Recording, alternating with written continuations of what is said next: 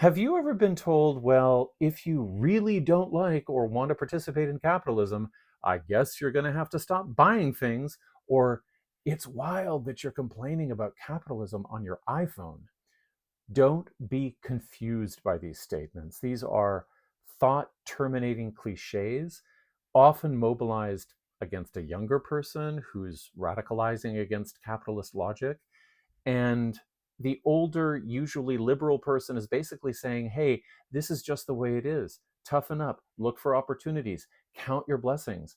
But most of all, don't try to imagine anything better because you're just as corrupt as the rest of us. So this has been in the air around our kids to the extent that a kind of premature guilt has crept into their lives. Like at times, they've begun to believe in their own complicity with capitalism because they need and want certain things, and we buy some of them.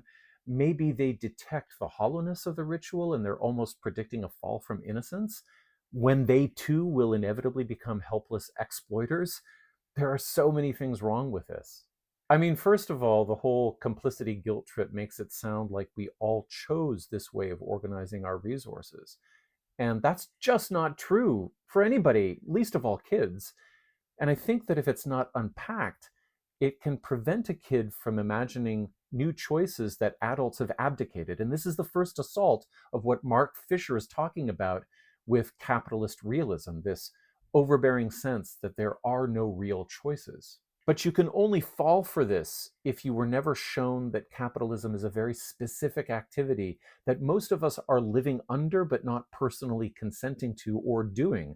Marx had a simple definition for figuring out who is actually doing it based on the definition of two different circuits or ways of circulating value that he lays out in chapter 3 of Capital, and only one of those circuits is capitalist. The vast majority of the world exists in a commodity money commodity circuit in which they produce a commodity or their labor is commodified, and at market they realize money for the thing or the work, but then they must exchange that money for a commodity to use to live. So in my example, I produce knowledge, literature, content, whatever I call it.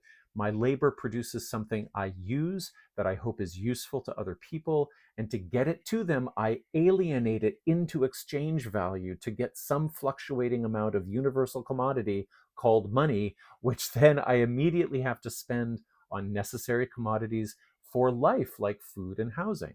My labor transubstantiates into food and shelter. One use value, knowledge, transforms into another use, survival, briefly mediated by money. Money is a means for me, it's not an end. Now, I don't know if organic or natural are good words for this, but the other circuit is super abstract and artificial. It's money, commodity, money. It's a circuit that is not about daily needs and uses, but about the mathematical accumulation of money as an end in itself. You start with money, and how you got it is already a problem, and then you buy a commodity in order to sell it. But you wouldn't do that unless there was a surplus or profit at the end of money to initiate the cycle all over again. That process has to be about having more at the end of the circuit.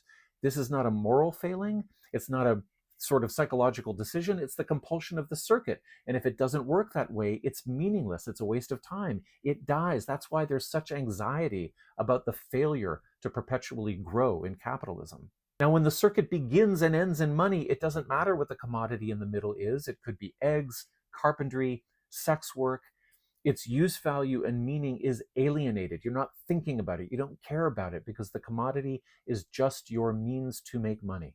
Now, there are all kinds of folks who sit on the fault line of using money as a means of circulation versus making money as an end in itself.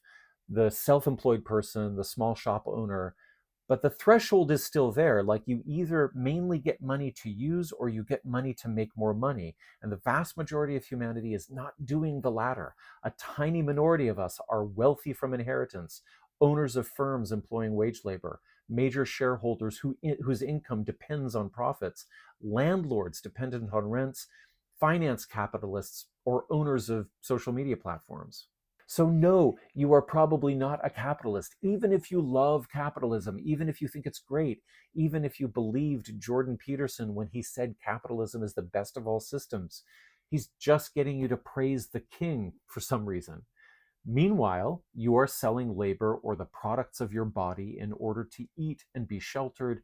And that would be an okay life if you didn't have to continually pass through markets that are organized for accumulation by others. So, anybody who tells you that you are complicit in capitalism because you buy stuff or benefit from innovations arising in capitalism is either confused, cynical, or a bootlicker.